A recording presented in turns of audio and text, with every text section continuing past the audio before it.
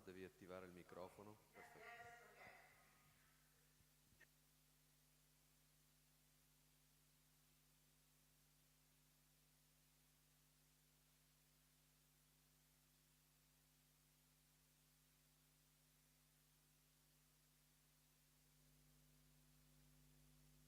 Everybody, welcome to the Audi show.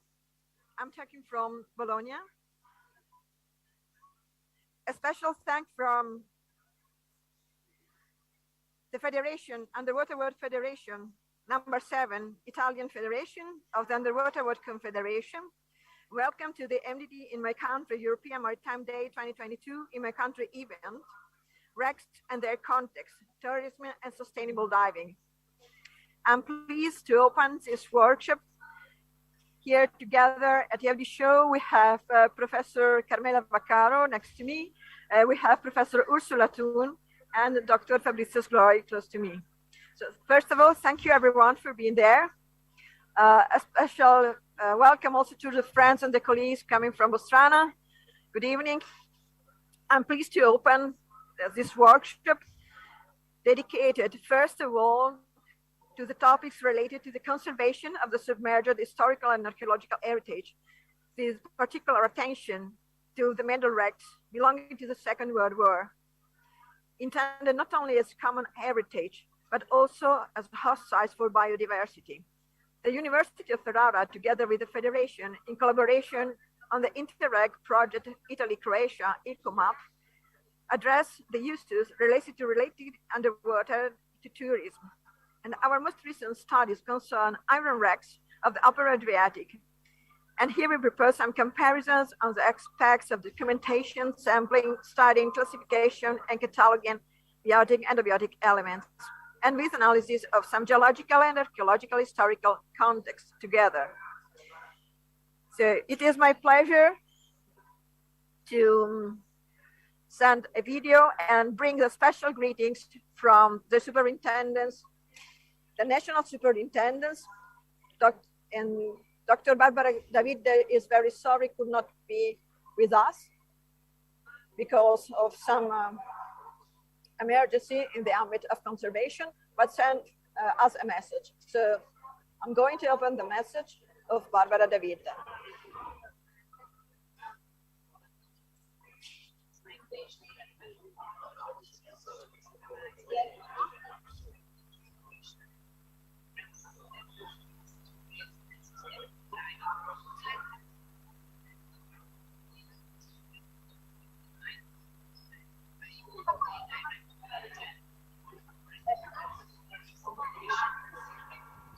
Non si sente.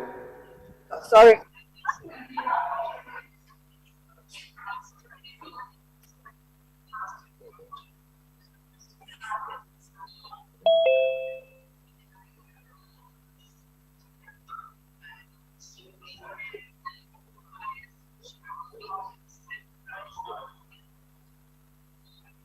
If you think it's better, I try to make a communication directly from Barbara.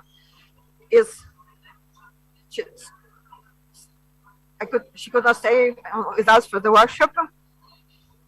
A special thank you to our team and to the Federation, Must Diving Center Italy, who gets this event at the show, and especially to Giovanna, who is working in our superintendence as member of the superintendent's technical scientific secretariat, who planned and coordinated very well this workshop. Thank you, Giovanna. I'm preparing a video with Angelo Raguso, a member of the team of superintendents, about the study of a military wreck. Thank you and enjoy the workshop.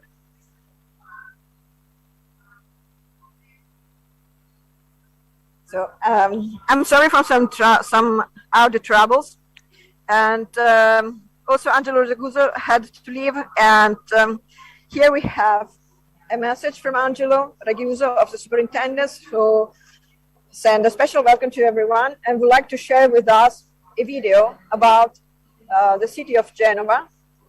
So I'm going to launch the video prepared by Angelo Raguso of the National Superintendents. Before launching the video, I would like to share with you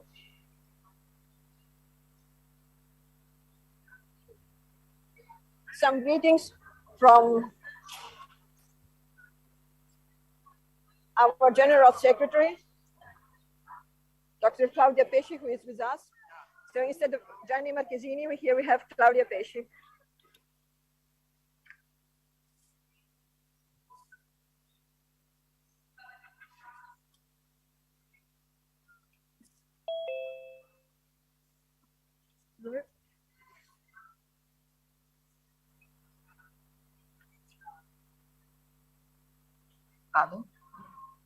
Good afternoon.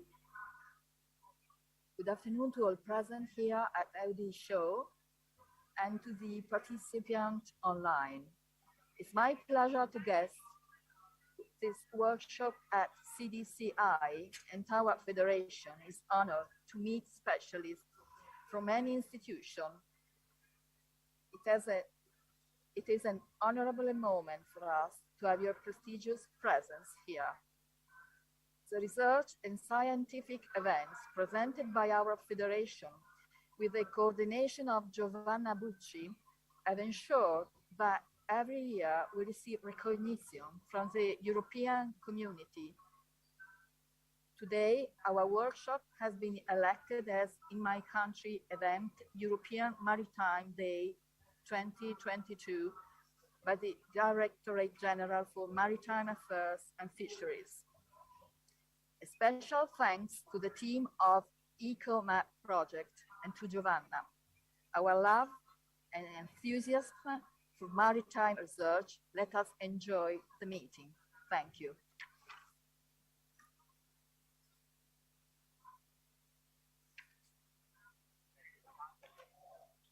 Thank you very much, Claudia. Thank you very much, Gianni, who just over there. We are going to proceed with the first video and the first communication. So I'm going to open the video prepared by Angelo Raguso of the National Superintendents.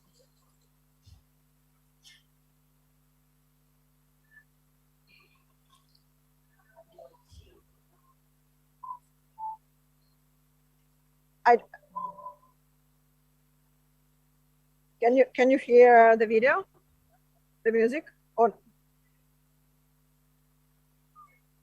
oh, okay. So I'm only checking.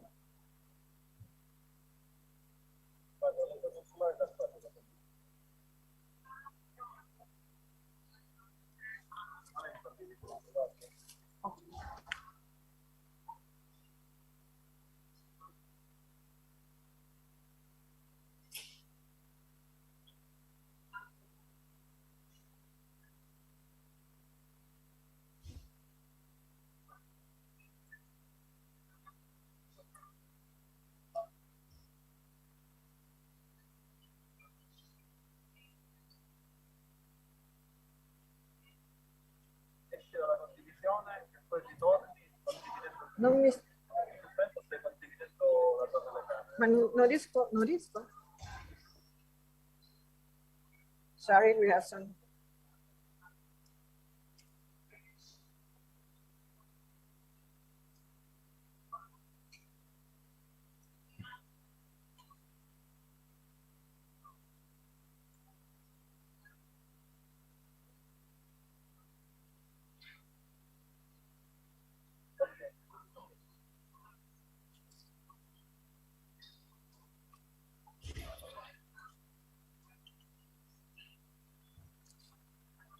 The wreck of the ship of Genova was identified during 2018 during operation aimed at identify unexploded ordnance along the TAP gas pipeline between the Albanian and the Italian coast in the waters of the Albanian exclusive economic zone in the center of the Adriatic Sea, approximately at a depth of 780 meters. The wreck was identified within the framework of the activities of preventive verification procedure of the archaeological interest in public works, regulated by Article 25 of Legislative Decree 50/2016 and by the Circular DG-AR 410 of 2001/26 of the Italian laws. Considering the discovery, the superintendents of archaeology, fine arts, and landscape of the provinces of Brindisi, Lecce, and Taranto, competent at the time for the protection of the archaeological contest, agree with TAP to carry out further technical investigation and targeted underwater investigation. We proceeded to operate by side-scan sonar and multi-beam echo sounder and sub-bottom profiler with dense grid. As required by the current legislation, these activities were carried out by constant direction of underwater archaeologists and were made possible by the use of techniques and instruments belonging to the industrial underwater practice of the oil and gas sector, available in this case thanks to the synergy with the companies involved in the implementation of the TAP project. The use of a ship with dynamic position system equipped with ROV, remote operated vehicle, arranged with modern acoustic and seismic detection system, had made possible the document of the wreck with high definition videos images.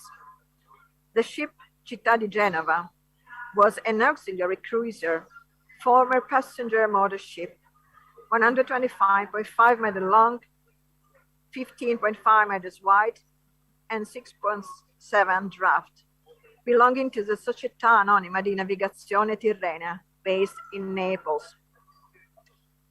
It was part of a series of 4 passenger motor ships, City of Palermo, it is twin, City of Naples, and City of Tunis, almost twice. Subsidized by the Italian government, a design at the Naples-Palermo Express service, with a weekly stopover in Tripoli and Tunis. They could carry 565 persons. With the outbreak of the war, they all became auxiliary cruisers, employed both escorting convoys and in fast transport of troops and supplies, armed with 4 cannons and 4 machine gunners. They were the largest auxiliary cruisers placed in the service in the Royal Navy. Among the numerous significant missions, the ship Città di Genova embarked in Palermo in February in 1939, the Marshal Pietro Badoglio, to transport him to Tripoli. On the evening of January 20, in 1943, the city of Genova, under the command of the frigate Capitan Marco Vivaldi Pasqua, sailed from Patras to Bari on a transport mission with on board, in addition to 132 crew members, 200 Italian soldiers, passing to 158 prisoners, Greeks, mostly official. They had been arrested by the Italian German forces following the first action by the Greek partisan groups. The purpose of the transfers of their officer to Italy was to make them hostages, to prevent them from joining the partisans in the mountains of Greece, and to prevent them from joining a fleet Greece to join Allied forces. Among them was the Colonel Konstantinos Zavakis, considered hero in Greece. For this role in the victorious Battle of Pindus against Italian forces in 1941, they still recovering from one sustained in battle 2 years a year. Commander Vivaldi, an older recalled officer, has been in the Navy since 1902, and he fought the First World War and the Ethiopian War, recalled again as the Second World War, and assumed the command of the Città di Genova in April 42. With no naval and air escort, the city of Genova was proceeding at 50 knots cruise and ground weather alert, feigning a torpedo. Once the coast of Sassino, the auxiliary cruiser changed course, heading from Bari during the voyage, and the ship was suddenly hit by a torpedo and led off the British submarine Tigris. The city swerved 90 degrees towards starboard and slowed it down, then stopping at the bank sink, but very slow, and remaining in trim without approaching, landing or skidding on one side. The captain ordered the ship to be abandoned, and the boats were immediately lowered. Subsequently, the ship was hit by a second torpedo, which resulted in the rapid vertical sinking of the hull. The captain embarked in a small boat, still hanging from the crane sank with the ship.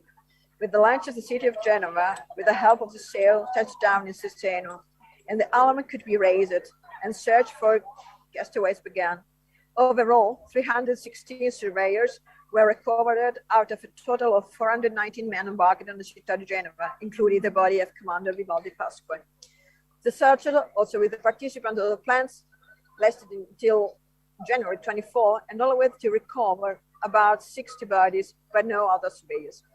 The dead of Città di Genova were 173, including 58 members of the military crew and 71 Greek prisoners. The bodies recovered buried in Bologna, and from there in September 1963, the bones of the Greek prisoners were perished in the disaster, were exhumed and transferred to Greece. The wreck of Città di Genova lies today at a depth of 800 meters. Thank you.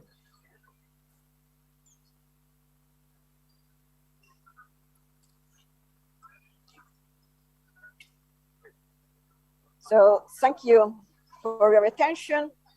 And now I call Dr. Fabrizio Sbrai for the presentation, New Discoveries of Military Wrecks in Sicily. Thank you, Fabrizio, for being with us this evening. Please share your screen.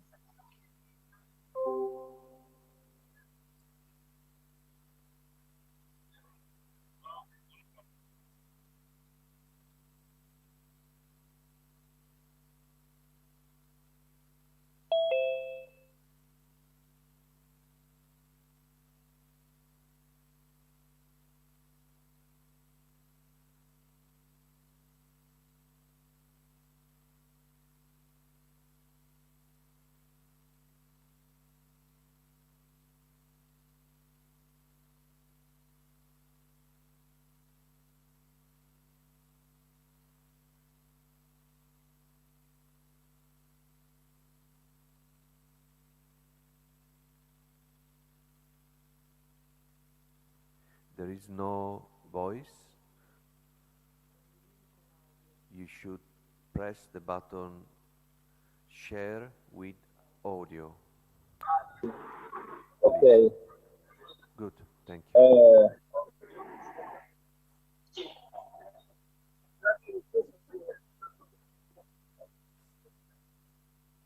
Okay, excuse me.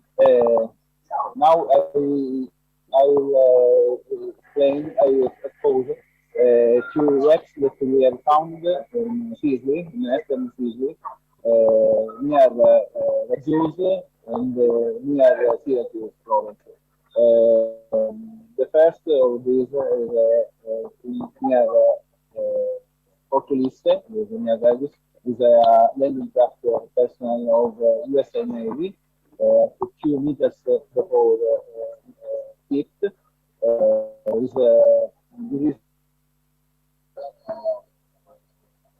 This spot now metal this this is a 3D position. Can you please speak nearer to the microphone? About,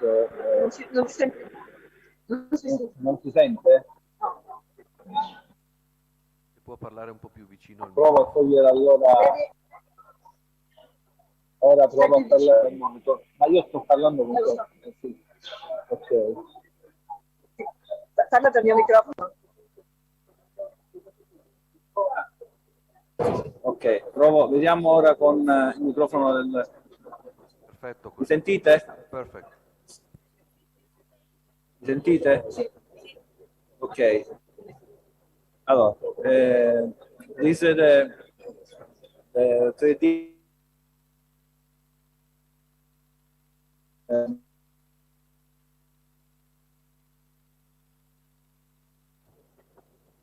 cosa è successo? Ok. This the next wreck is near Avola, is Dornier D 24 is this is an image of a similar aircraft. we can see original Germany door in the Technical Museum space closed today. Then we can see an image. This aircraft was discovered on 144 meters in depth. And the imaging was realized by Stefano Valcheri and Fabio Portella, the discoverers of this wreck. Is power unit or is another side of that wreck. And you can see the side where the crew. And now I show you a little movie about this.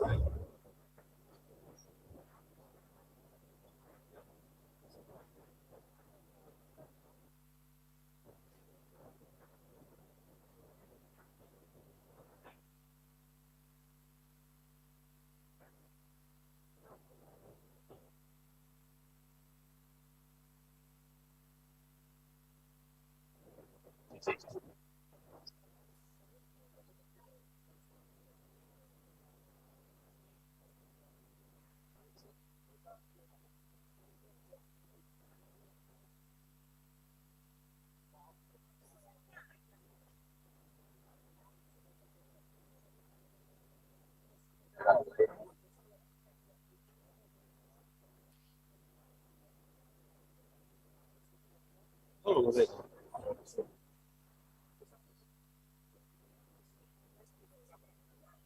C'è la musica sottofondo.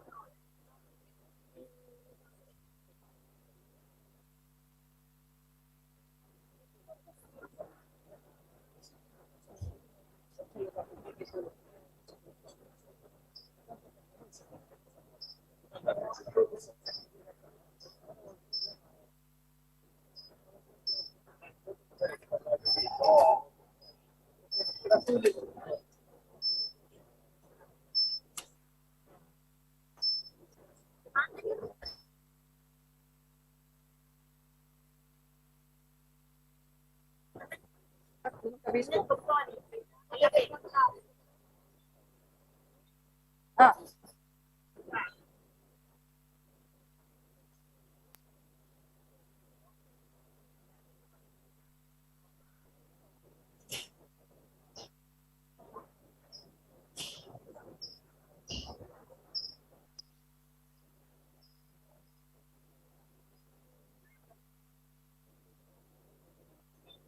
Well, I showed these two wrecks that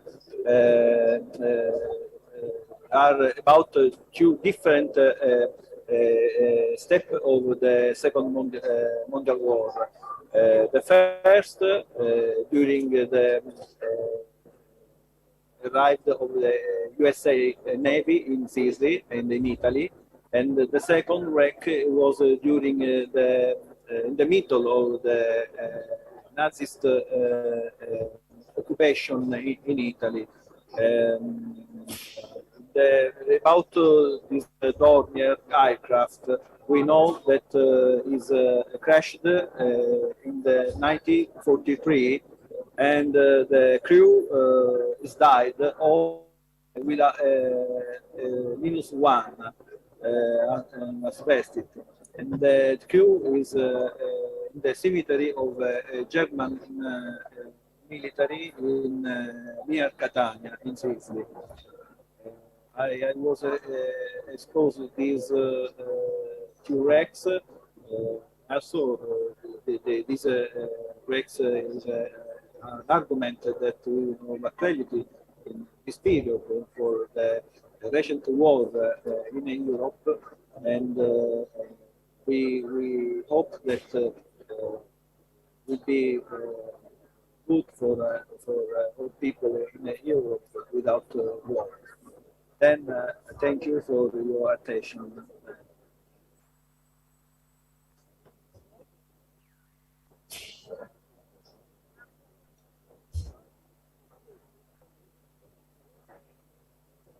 Thank you very much, Fabrizio, for your presentation. Now it's time for Edwin and Radensipovic from the Municipality of Pastrana, Coastal Archaeology for Sustainable Tourism, the Municipality of Pastrana, Croatia. Thank you.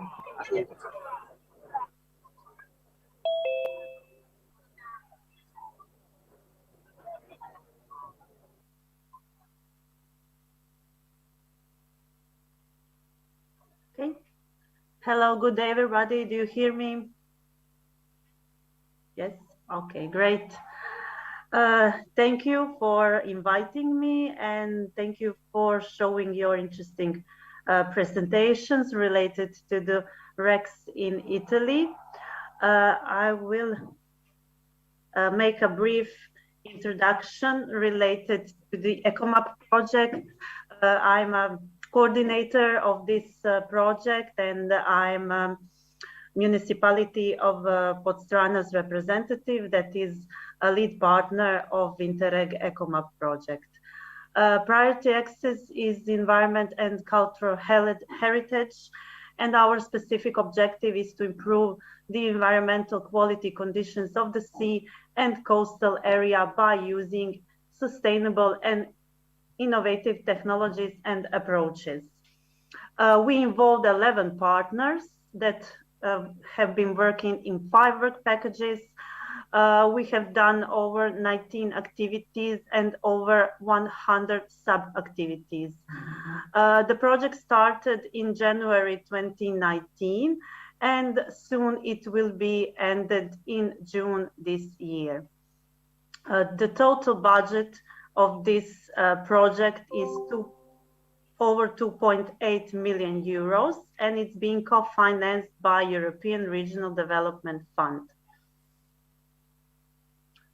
So our main thing is to enable stakeholders from Italy and Croatia to exchange knowledge and experience, to develop and implement pilot actions, propose new policies, products, services, to support investments in environment-friendly and sustainable operations of touristic and recreational ports at Adriatic coast. EcoMap project will help small ports operators and local authorities to handle the environmental problems. Although they are small size, the ports involved in the project have important economic, social, and environmental impact in their area. So we want to contribute to the goal of eco-equilibrium and eco-efficiency by sharing new types of planning for the sustainability of ports and marinas in the Italian and Croatian Adriatic Sea by using innovative methodologies, investments on tools and infrastructures, as well as with education of personnel and all involved parties.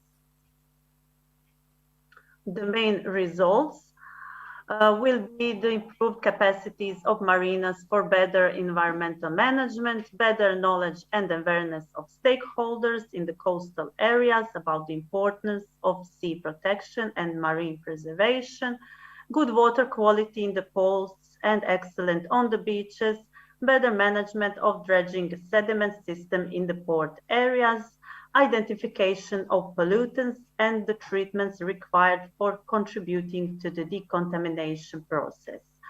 Creation of a cross-border cluster of smart port cities between Italy and Croatia. Excuse me, the PowerPoint is not going on. Sorry. No. It is stopped at the first slide.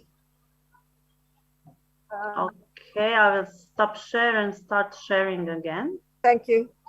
Okay, let's see. Thank you very much. What do you see now? Partners. Okay. Thank you. So, thank you very much. Okay, so the lead partner is Municipality of Pastrana, and other partners are Marina in Split, Healthy City, Marina Strožanac, Institute of Oceanography in Split, Comune di Ancona, Bibione Mare, OGS, Università di Ferrara, Consorzio Futuro in Ricerca, and Polo Tecnologico. So, sorry, but I cannot. You can try to leave the presentation with the small anteprima to the left and just try to use the simple presentation. Okay. Yeah. Do you see this slide? Yeah, archaeological findings. Yes. Okay, so I will show you a few archaeological findings in Pastrana. First, to present a little my municipality, which is one of the most developed municipalities in Croatia. It is situated in Split, Dalmatia County, and it has more than 6 kilometers of marine coastal area and around 10,000 inhabitants. Our Palaton landscape is truly remarkable, with the river and the banks of the river and slopes of our hill. Throughout the history, this area of stone, sea, sun has been changing the outlook and the structure of this locality and its inhabitants, who have left many interesting traces of their existence. So here you can see some of the findings, archaeological findings at our area. Megalithic stone blocks of the original Pittuntium fortifications in the walls surrounding the graveyard of Saint Martin.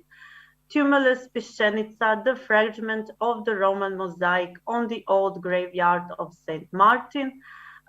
We found the Illyrian castle, today's old Pastrana.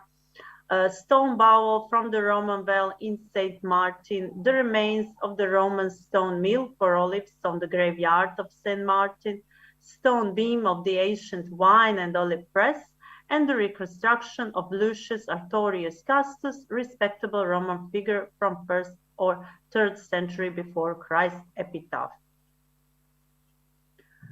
So here is one interesting legend of Lucius Artorius Castus, King Arthur, as some of historicists point that the largest concentration of Roman findings is in the vicinity of the Church of Saint Martin. In the area of Pastrana, many tombstone inscriptions were found, and the two most significant ones were built into the fence wall of the Church of Saint Martin. These are fragments of inscriptions mentioning the high Roman official Lucius Artorius Castus, according to many historical researchers, King Arthur. The early medieval legend of King Arthur most likely originates from the life of one Roman from Pastrana, and eminent military commander and governor of the province of Liburnia, buried in a lavish grave in the Roman Pittuntium, today the village of Saint Martin. The original tombstone bearing the name of Lucius Artorius Castus and a list of his important military and political functions is today kept in the Church of Saint Martin. The remains of the late antique and architecture found in the seabed in the vicinity of Church of Saint Martin Pastrana, so you can see on this picture. In the early Middle Ages, this castle of Saint Martin is mentioned in the conflict between the Venetian Doge Petar Tradonic and the Croatian Duke Mislav in the 19th century, something again that connects our two countries. So Doge Petar Tradonic wanted to subjugate the entire area of the Roman province of Dalmatia, and with his intention he came with worship near the city of Split, but due to the resistance, he was forced to make peace with Duke Mislav. Peace was made in 1839 in the Duke's castle of Saint Martin in Pastrana, and thus after this historical event, Pastrana became one of the oldest known places in the vicinity of city of Split. And in the vicinity of the Church of St. Martin, along with today's pier, as well as below it in part of its foundations, the remains of an architectural construction, the wall, are visible. It is an underwater structure that extends in a total length of about 20 meters, about 35 centimeters wide. Given the typology of construction and the fragments of archaeological material that are located next to it, most likely a structure built between 2nd and 4th century. It is an extremely valuable archaeological finding that was mostly like part of the construction of a late antique farm building, the remains of which can be traced further on land. So here in Pastrana, we had 2 international conferences held with the title of King Arthur, Lucius Artorius Castus in Pastrana, from ancient traces to tourist icons. The first scientific conference on this topic was held in March 2012, entitled as Lucius Artorius Castus Factor in Creating the Myth of King Arthur and Pastrana in Antiquity, after which the literary circle split in 2013 published a collection of papers. After the conference, which resulted in increased interest of locals and visitors to Pastrana for this topic, the municipality of Pastrana and our tourist board defined guidelines based on which the topic would be used as a destination icon that needs to be marketed to become an attractive tourist legend. 3 years ago, the second conference was held in order to analyze and present the possibilities of tourist valorization of the legend of King Arthur as a recognizable destination icon of Pastrana and scientifically elaborate the potential of valorization of this archaeological site in St. Martin, but also other potential icons of the area into a broader comprehensive story. The conference was attended by lecturers from US, Great Britain, Italy, Russia, and Croatia. So our plan and one of ECOMAP project outputs is the archaeology tour creation that connects the Italian and Croatian cultural heritage. This tour will be introduced to the public in Ancona in May 2022 at Tipicità in Blue Festival. So thank you for your attention, and hope to see you in Ancona and or some other occasion.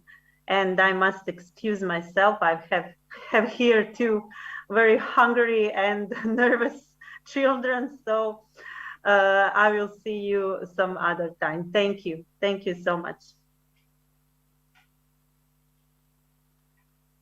Thank you very much, Andrea. Thank you for your presentation. Now it's time for Pordenone Technology Park. Diego Santaliana with a presentation concerning maritime routes of the Venetian Republic. Thank you, Diego. Thank you. A couple of seconds to upload the presentation, just a moment.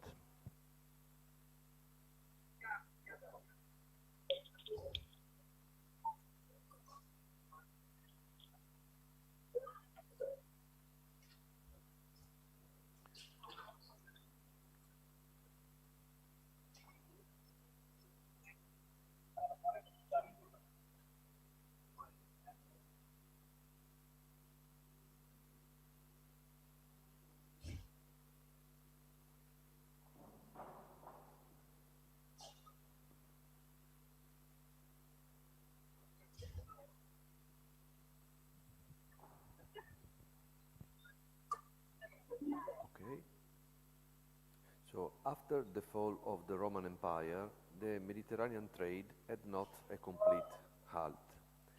The international politics of the Emperor Justinian, who ruled also on many Italian regions, pushed Italian merchants to set sail along the Mediterranean. Italy was not very far from the east, and coastal shipping allowed them to touch many ports during their voyage, and last but not least, the Italian city-states were very active in trading. These new Italian commercial relations were a new beginning for a Mediterranean globalization and gave new life to a politics of international exchanges which had been greatly reduced in the period of the decline and fall of the Roman Empire. Merchants from Genoa and Venice soon became leaders in eastern trade, and they created their own quarters and forts on the seashores of the Balkans, Anatolia, Syria, and Egypt to secure their trade. Little by little, the Venetians succeeded in overcoming their rivals in the east, while the Genoese turned above all towards the west. In this way, Venice became one of the most important European markets where to find goods coming from the east and from Muslim countries. The premises for the great fortune of the history of the Republic of Venice are closely linked to the great maritime and commercial organization that the government of the Serenissima Republic was able to give in the context of a precise sharing and coincidence between the ruling class and the mercantile patriciate, a unique context in which it interested private individuals and the family members coincided extraordinarily with the same interest of the citizen res publica and of its entire social structure. Thank you. Excuse me. Is the PowerPoint available also for us online? Is the PowerPoint available also for us? Can you see the slides? No, we cannot see the slides. I'm sorry. Oh, I'm sorry. Just a second. Thank you. Just a sec. Yes. Thank you.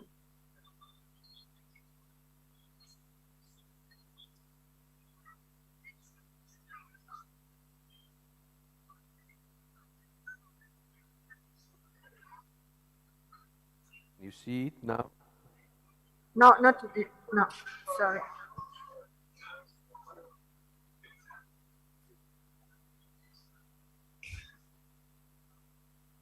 We see on the corner, maybe there is a... Just a second.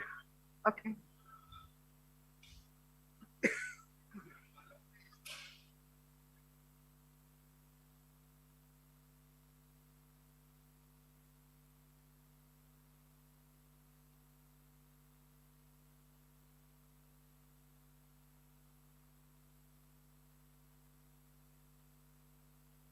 There is a technical problem, just a second.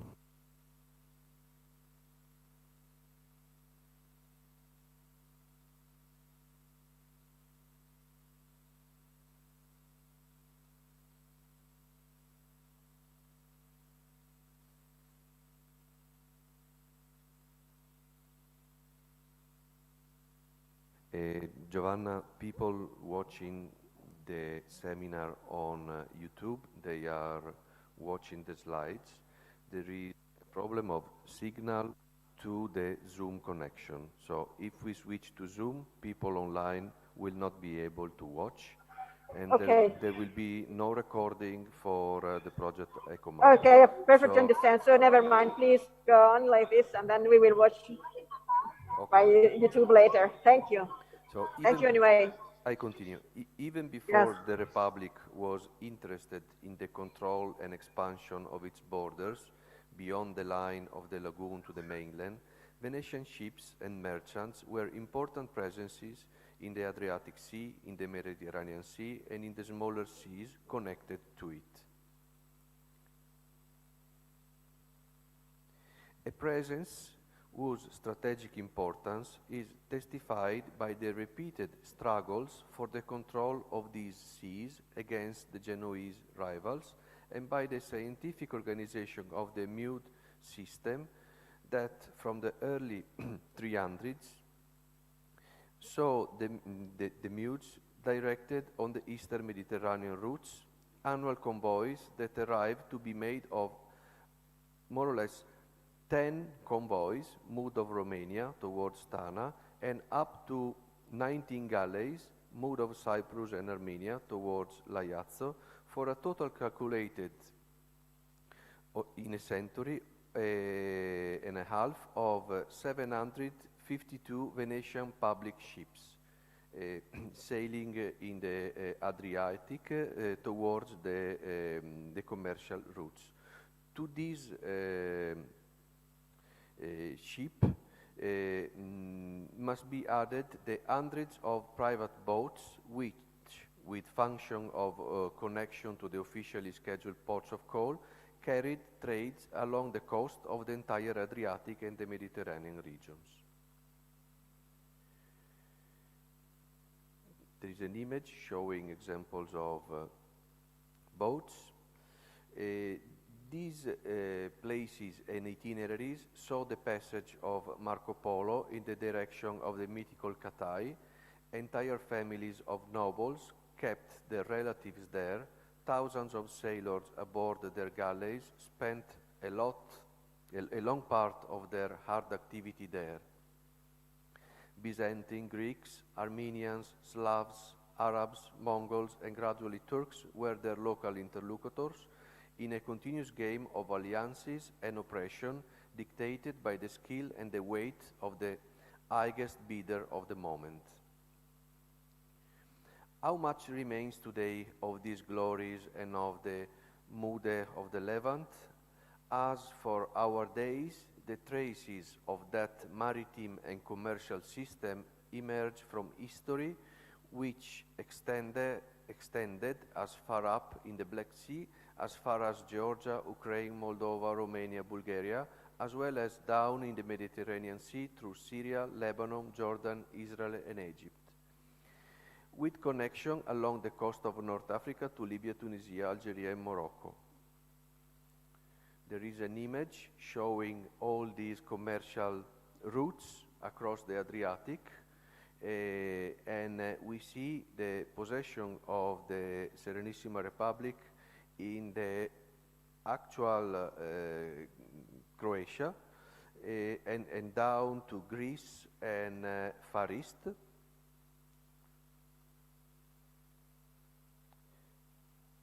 Not much in our memory of distant sea remains, but certainly something very interesting if we look at the architectural vestige, old castle and port structure that even here, even today, remind us of the period of the greatness Venice.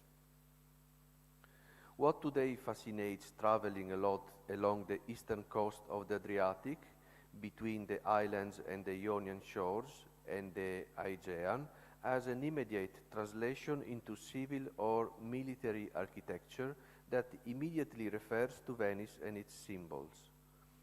What perhaps even more captivating is being able to get lost in the fantasy of almost exotic names of distant ports and cities such as Cortula, Ragusa, Trebizond, Tana, Alessandretta, Laiazzo, San Giovanni d'Acri, Samarkand, places that we struggle to place today in the maps, but were at the beginning in contact with the most varied population, languages and religions, and projected toward the Silk Road, the merchants and the city of Venice built the foundation of their fortunes.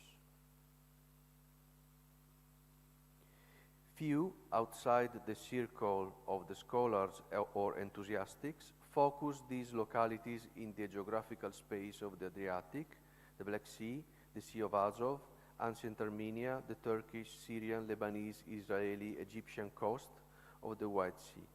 Even fewer people are those who connect them to the distant and glorious history of the Republic. To study these relics of past ages and the communities who lived there is the basis on which a special eco-museum can be created. In this way, history, restoration, and tourism proceed together on a common cultural background shared by peoples coming from different countries. This is the last slide, and the wish of potential future cooperation to create an Adriatic eco-museum brings the suggestion of these itineraries, shared itineraries belonging to a specific stage of the Republic of Venice. Thank you for your kind attention. I give the floor to the moderator. Thank you. Thank you, Diego. Thank you for this great panorama, historical panorama of the Northern Adriatic Sea. I think that maybe we can skip the break and going on with the presentations, if you agree. And actually, Ursula will participate to the discussion, but we go directly. We have a little change, and we go directly to the presentation of Professor Carmela Vaccaro and Elena Marocchino, University of Ferrara, Department of Physics and Earth Science and Prevalence and Environment, Archaeometric Analysis on the Underwater Cultural Heritage. Thank you.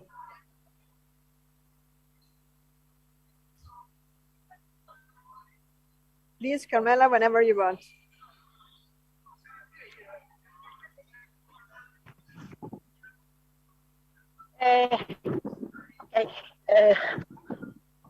One moment, because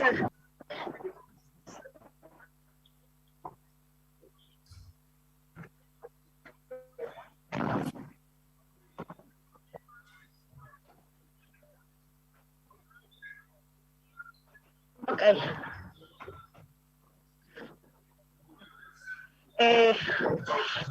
My presentation concerning with the archaeometric methods in support to the underwater cultural heritage. This is a priority of the underwater cultural heritage. It's necessary to develop the strategy for its protection. This strategy can be applied with it's necessary to keep in mind that for the prevention of the underwater cultural heritage, it's necessary to take into account the natural context in which it is located. In fact, represent a good substrato for coral group and fish netting, and its protection should go hand in hand with the protection of biodiversity. The protection of the underwater cultural heritage cannot be granted without the participation of the local community, because they are actors in the protection, physical and cultural protection, and for contrast the predation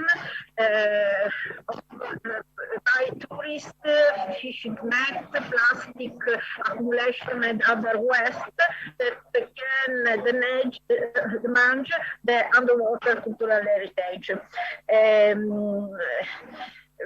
The cultural heritage, when is recovered, can change its physical and chemical condition. For this reason, it's necessary to do analysis for its protection, because the new environment condition can produce high degradation of the materials. For effective protection, is necessary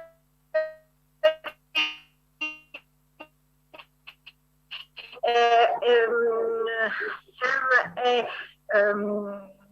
range of the underwater cultural heritage. It's lake, river, and in Palio River and the Palio Lake, all frequently in the marsh area of prehistoric village. The archaeometric analysis can contribution to give historical and conservation information, and it's necessary that we have a plane for the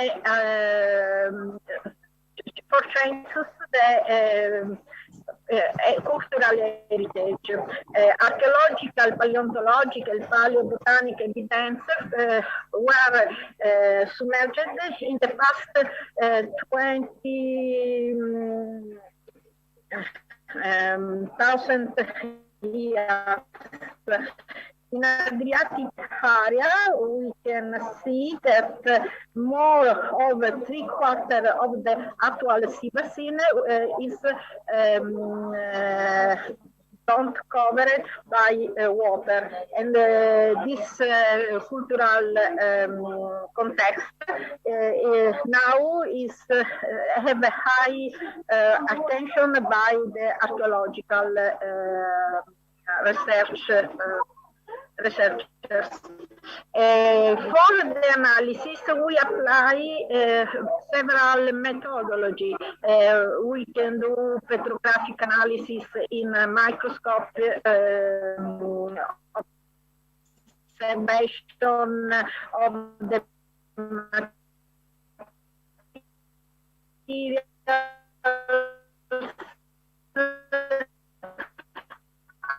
analysis, mineralogical analysis, microraman,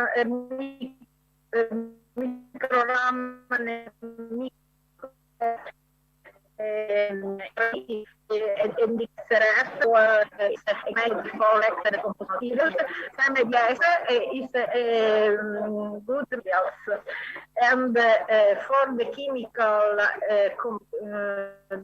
detected composition for trash element, we can apply the ECPMS. All this data can be used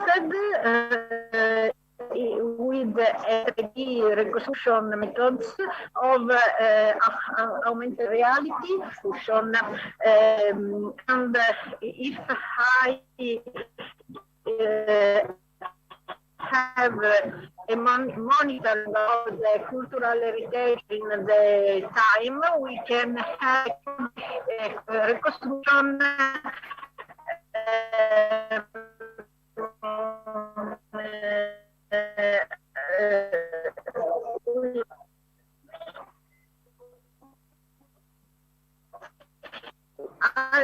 now I show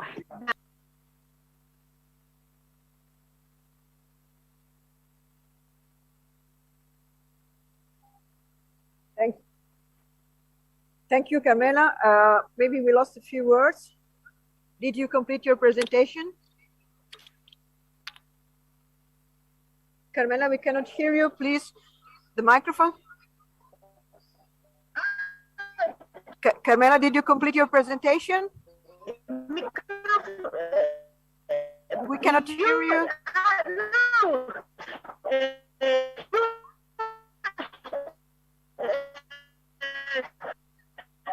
Sorry, there is an audio trouble.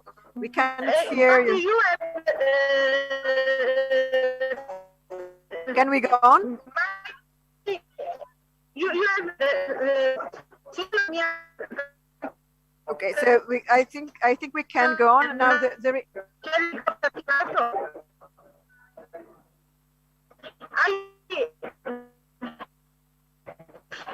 You want that I repeat the presentation? Sorry.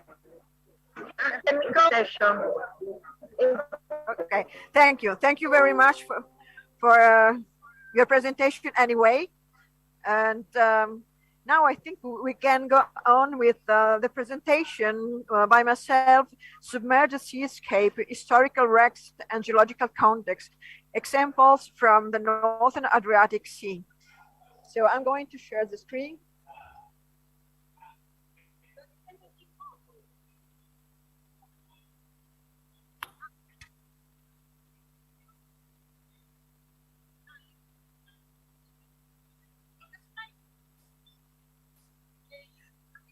Yeah. Okay, Camilla, so in a few minutes we can reconnect, so you have the time to reset the computer, and in the discussion, so we can go on with the presentation together with some comments from Ursula. So we complete we're going to complete the session. Okay, so submerged seascape is a concept coming from underwater photographical studies, that it means that image from being an underwater scape goes to marine wildlife image by simply adding focal point to the image that draws your attention away from the surroundings. In our case, it becomes a complementary backdrop to more tangible object, the wreck. The viewer sees the wreck immediately, focuses on it, and gives a quick glance at the background to appreciate the context. Context to an archaeologist means the place where an artifact is found, not just the place, but the soil, the site type, the layer of artifact comes from, where else it is in that layer. The importance of where an artifact is found is profound. A site properly excavated tells you about the people who live there, what they ate, what they believed, how they organized the society, the whole of the human past, particularly prehistoric, but also historic period too. It ties up in the archaeological remnants, and it is only considering the entire package of an archaeological site that we can even begin to understand what ancestors were about. Then an artifact out of its context, and you reduce the artifact to no more than a pretty. The information about its maker, it's gone. The wreck is a special kind of context. It's a special connotation, might have an easier interpretation, especially historical wrecks, for which we have great overall data, often also about the wreckage. Anyway, an historical archaeological submerged site involves all those elements. Water. The water itself is a primary element in which, at the moment of the immersion, we are living, diving. The quality of the water, so the chemical side, the bottom of the sea, its geomorphological framework, rocks or sand, algae, plants, animals living in and on the wreck and around the wreck. Usually the wreck is the perfect location for biodiversity, and it becomes a microcosm. And this microcosm changes depending also on geological context. The upper Adriatic is a perfect witness of this concept and testifies this concept. Here we're going to present 3 examples of ongoing studies, some nice immersions accessible by boat that use ports as starting point. Ports and harbors, in fact, plays a key role in the ambit of diving. So first of all, I would like to show this map coming from another Interact project, Ari Reef, and with the blue indication, you see the location of the site that we are going to deal with in a few minutes. The first location is in Friuli Venezia Giulia, and it's called Sistiana. And if we try to introduce the data set and the geological framework, we see from the last studies and also from this bathymetric modeling coming and describing the ocean sediment in the Gulf of Trieste, we can see also from the multi-seismic channel actions across the Gulf of Trieste that we have also reading, of course, the geological map of the Italian seas. And this is the portion dedicated to Sistiana and Grado, we have a sea bottom with homogeneous layers of sand and silty clay derived from sediments reworked by marine transgressions. Layers rich in organic fragments, calcareous, algas, sponge, mollusk, echinoderms, bryozoans.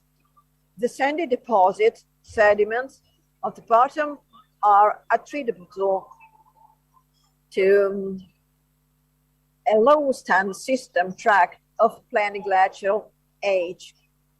So we are between 1994-5 to 22-120 years BP.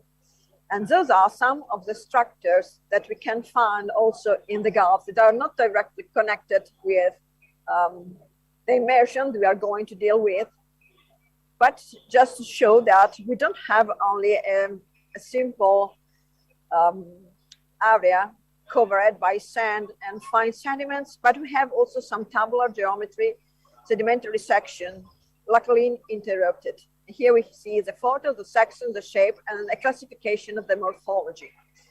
And here to the left, an ecosystem sonar image showing the outcropped, the type number 3. So just have a look at the site from outside. This is the Gulf of Sistiana near Trieste. And here is the first wreck that I would like to present this evening, a MOC, a small submarine. Here to the left, the location of the submarine, and here to the right, a sort of reconstruction 3D vision coming from another European project.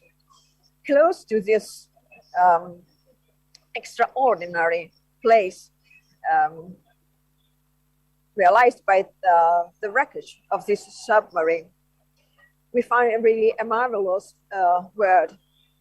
The wreck is located just off the beach of the harbor of Sistiana at a depth between 8 and 9 meter depth. The submarine is quite intact, within the exception of the dome of the tower. The dome of the tower was there until a few years ago. The submarine lies a bit tilted on its left side. The hull is intact. Only the plating on the fans and the stern has partially fallen away.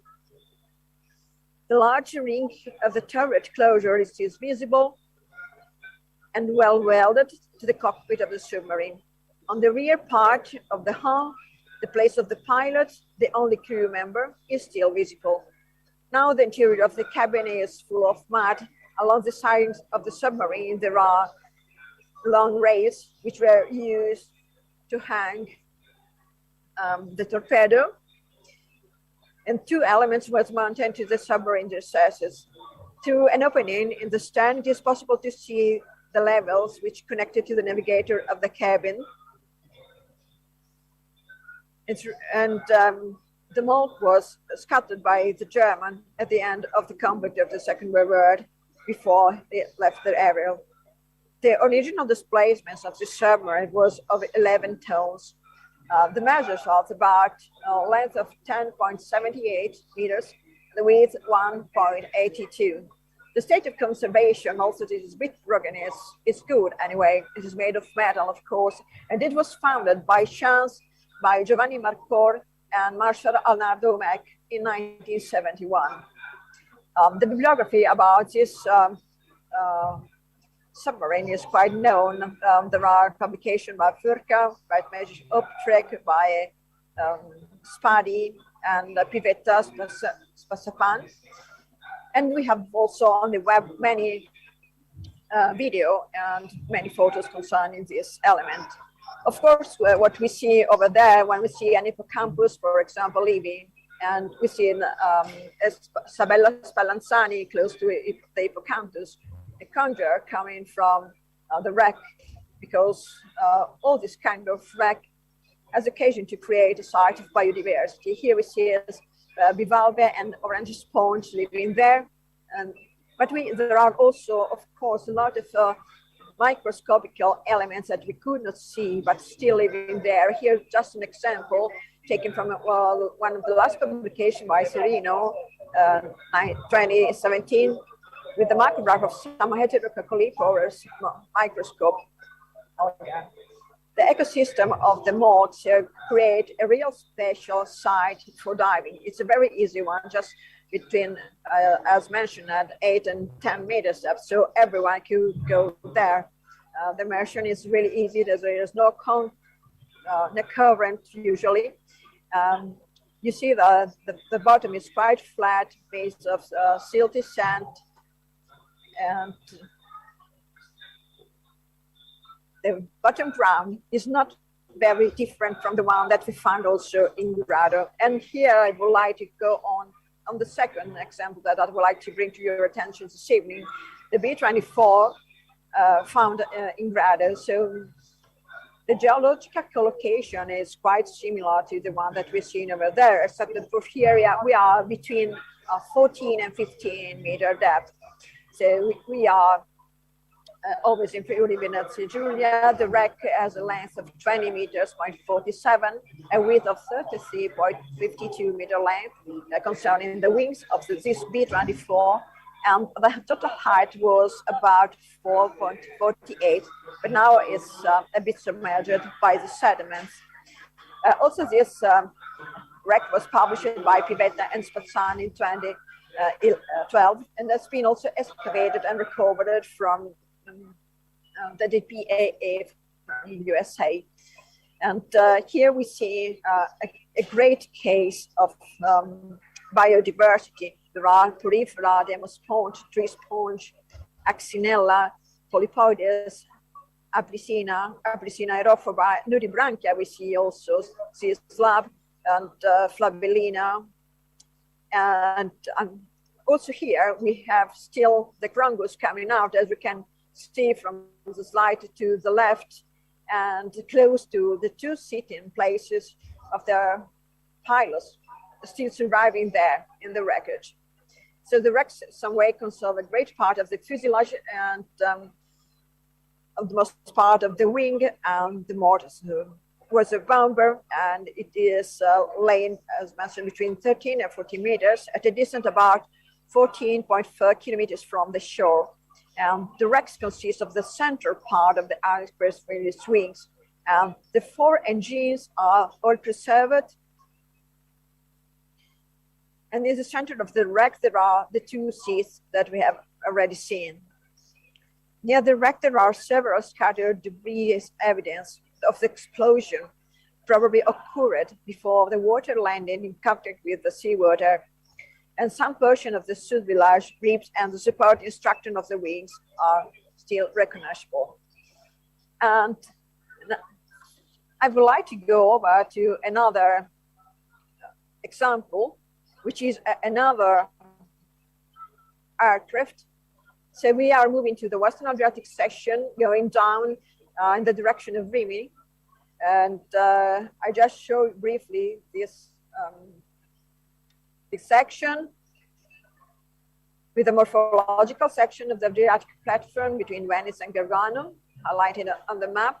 And in yellow, we see the wrecks of sandy deposits attributed to the submerged paleo beaches of Tangressi's region of the age of 12,000 years BP. In the section, the later decision deposits of the height HST stationing are density in green, and those in yellow sandy transgressive with related calibrated radiometric ages. And here we have the geological map from the section of Ravenna, including the site of Rimini, which is quite there to the south. Just another imaging from the geological database of Emilia-Romagna, and I go directly to the wreck. Here, the delta plane environment with the interdistributing channels and lagoon barriers complex is consisting of mainly of pelides and laminated sandy veins rich in organic substance, pit horizons with high lateral continuity, frequent brackish water mollusks, and sandy pelitic alternating fields of deep channels, lenses of fine and medium grain size, and interdigitated with elongated bodies in correspondence of underlying morphological steps. Data plane environment with interdistributed channels and lagoon barrier complex are attested in this area. And here exactly we are on a wing of the B24. So this is very deep, is a very deep technical, difficult immersion. And this is a photo from Stefano Spaganelli from dive planet in Rimini. When we see it is very dark, we are about 65 meters, quite in the middle of the Adriatic here. We see part of the wreckage and of the plant. But what is very nice is that also in this very deep water and cold water, we have explosions of marvelous elements from natural sites. So we have a great combination of the reef making a sort of structure for these different kind of animals and living elements. So like Sabellus palanzani, or like the sponge also selected in this photo. We have also crustaceans there, like the Omarus in between the sponges living here. Of course, for diving on this kind of site, there is a strong code of ethics for divers, which is promoted by UNESCO, but also the National Superintendence for the Underwater Cultural Heritage is protecting this kind of environment and this kind of wrecks. And these wrecks are going to be inserted in a big mapping system, which is called Carta del Rischio, which is going to be complete during the next year by the new superintendents. So this is just to underline the real excellent biodiversity that can see attested on this kind of artificial reef. So the wreckage become a sort of microcosm on which we can really find a different life, because geological context, for example, in the Northern African can guess only some part of these species, but completing with the wrecks, we have an overall great panorama. So I stop my presentation here. Thank you very much for your attention. And now is the time of Claudio Giulianini. Claudio. So I open the PowerPoint of Claudio.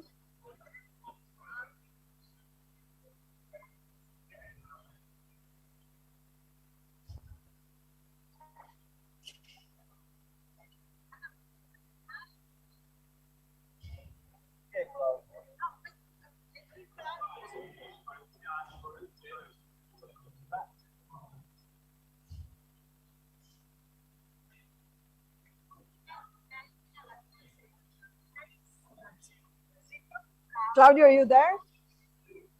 Where is Claudio? Claudio, quello con senza capelli. È appena andato via, era qui, Claudio. Claudio! Claudio!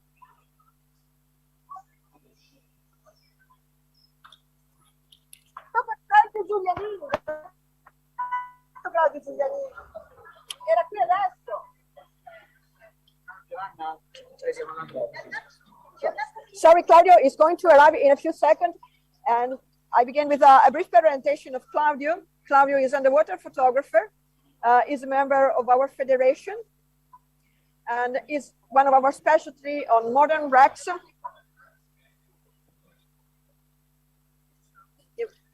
Thank you very much, Claudio. Thank you for being there with us. And Claudio is going to present some underwater photography, is a specialty, as I was telling to you, in this ambit. And this presentation concerns some imaging from the wrecks, and it is dedicated to some very special animals living inside the wrecks and here in the north of Italy. Thank you, Claudio, for being with us.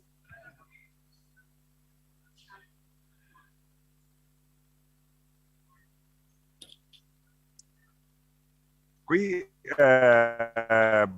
stiamo vedendo le immagini di un relitto che è un relitto molto particolare, è probabilmente il più grande relitto dell'alto e medio mare Adriatico.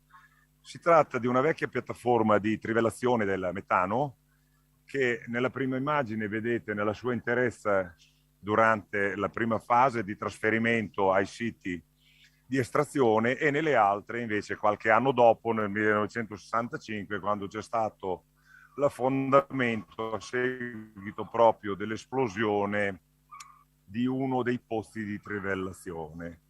per molti anni, circa forse meno, una decina d'anni, non è stato possibile immergersi.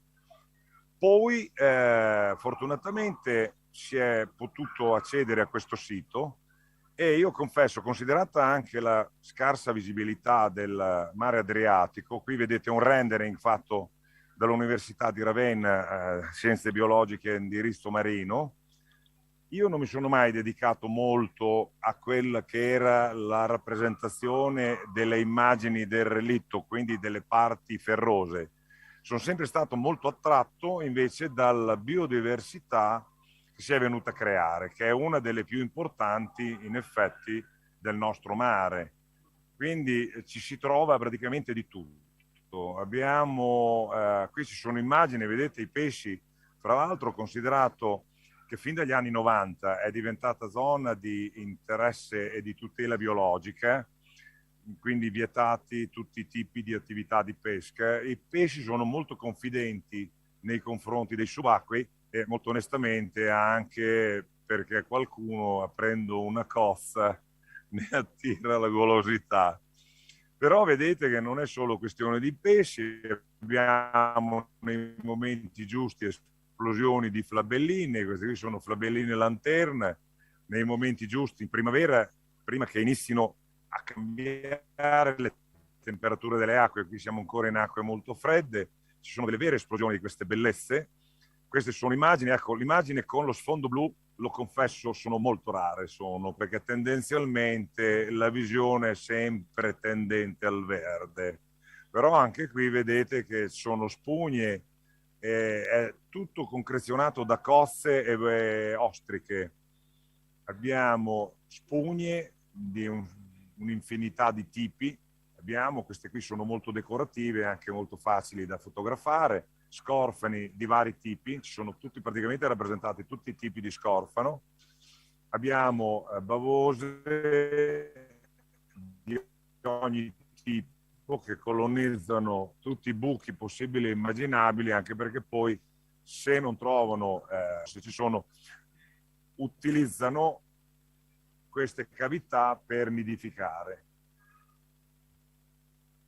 Queste qui sono le scene usuali che troviamo quando ci avviciniamo o stiamo percorrendo le superfici piane del relitto. Quindi vedete tordi. Queste sono altre immagini di vita. Abbiamo castagnole, nello specifico questa qui fa parte di una serie di castagnole, perché è una castagnola che sta difendendo il proprio nido. Cioè, sotto, in questo caso non si vede perché ho privilegiato lo scatto sulla castagnola, sotto abbiamo il nido. Questi qui sono soggetti molto belli dal punto di vista grafico, il loro unico problema è che arrivano 2 centimetri 3 quando sono proprio molto, molto grandi. Questo è Daniele, un amico di immersioni uso, diciamo, ricorrente, che come dicevo prima basta aprire una cozza e vedete che i pesci vengono addirittura ad alimentarsi in mano. Queste qui sono spugne e le offiure, stelle serpentine, che sono, io le considero un po' le regine del relitto. Sono anni dove ci sono fioriture enormi, ingenti, anni, non ho ben capito, veramente non l'hanno ben capito i biologi, visto che io non lo sono biologo, però dove ce ne sono meno, però è una costante che ci accompagna ormai da quando esiste il relitto.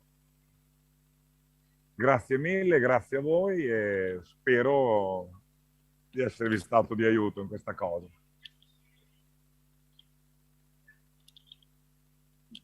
Thank you, Claudio. Thank you very much. Thank you for your photos.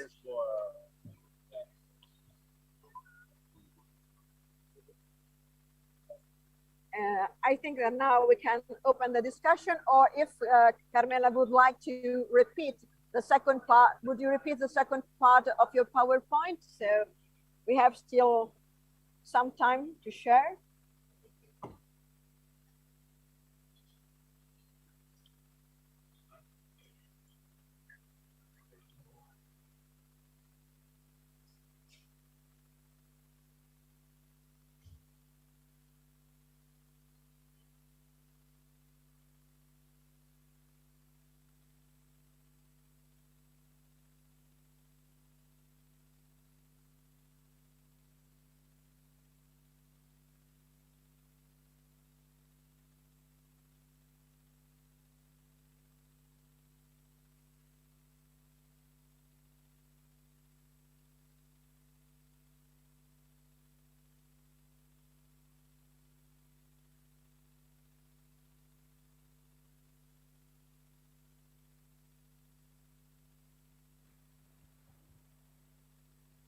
We cannot hear you.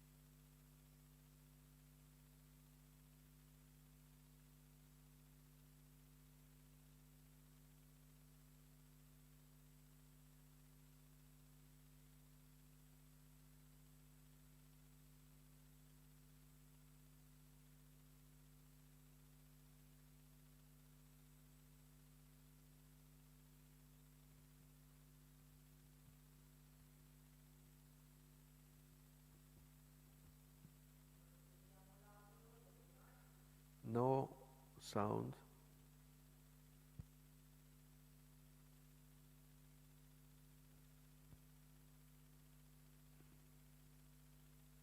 There's no sound.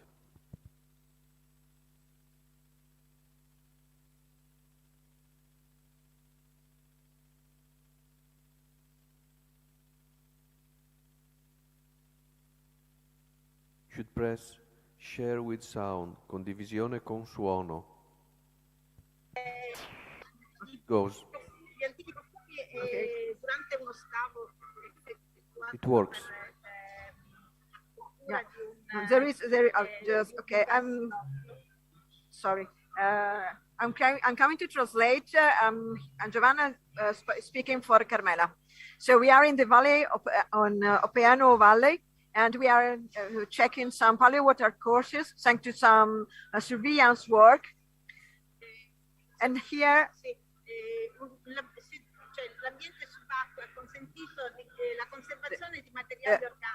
the underwater world and the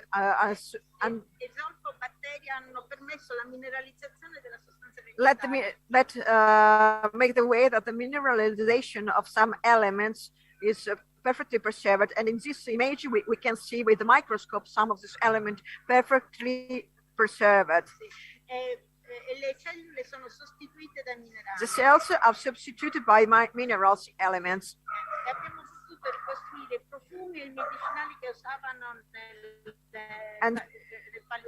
And perfumes and chemical medicine has been reconstructed thanks to this chemical investigation. Perfumes and smelling belonging to the Paleolithic period, Paleolithic time. And discovering some minerals used for medicine, medical science, and therapy. And also sulfur to make the fire and pyrotechnical works. Like Vivianite.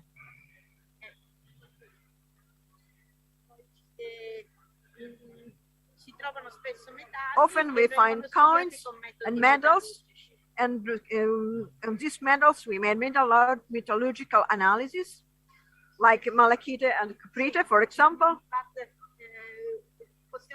And we can reconstruct the own reproduction with the analysis, with the metallurgic analysis. So understanding the mint, the production, and the temperature of fusion, and the alloy. Okay, so thank you very much. This was the part of Carmela. So I think we can close the connection, and we have a few minutes for the discussion. So first of all, I see that in the chat, I just try to share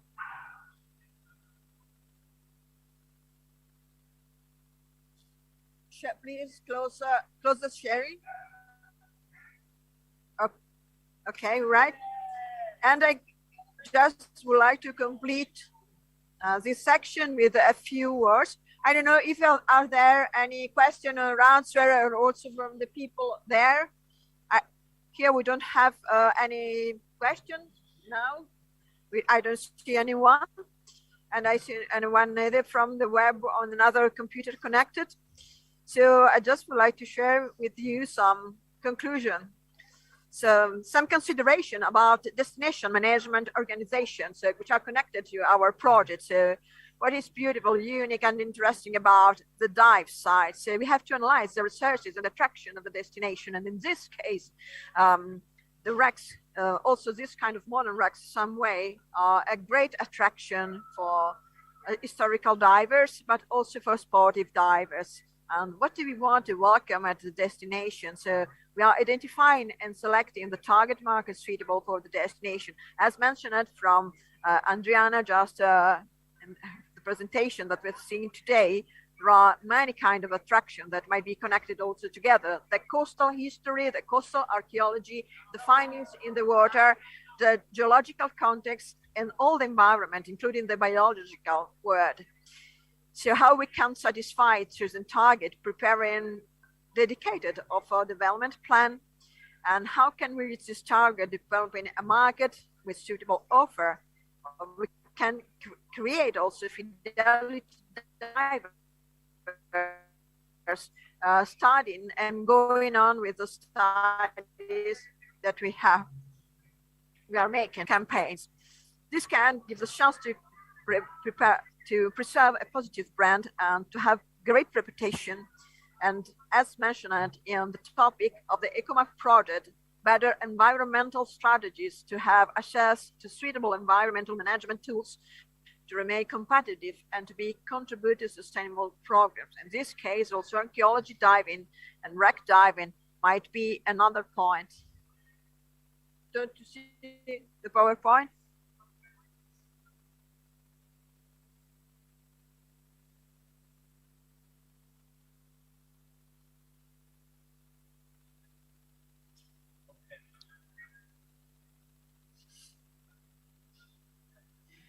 I'm just going to conclude those considerations, talking about the circular economy. When we can connect it to the divers, where we have the divers, which are the starting point for all the divers when it's time to dive and to make investigation, also connected to divers. The divers themselves are connected to wrecks and new discoveries. And new discoveries goes directly to cultural heritage and to authorities, of course, preparing research programs and conservation actions and research in full collaboration. And of course, also the military authorities, together with the cultural authorities, work across the port.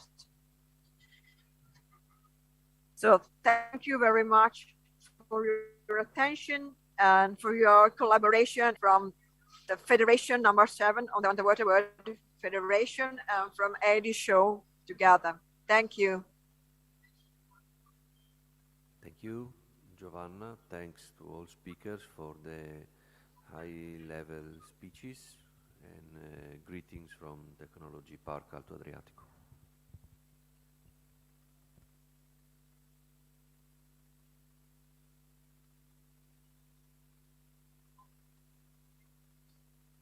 Thank you very much. Bye. Thank you to all the participants. Bye.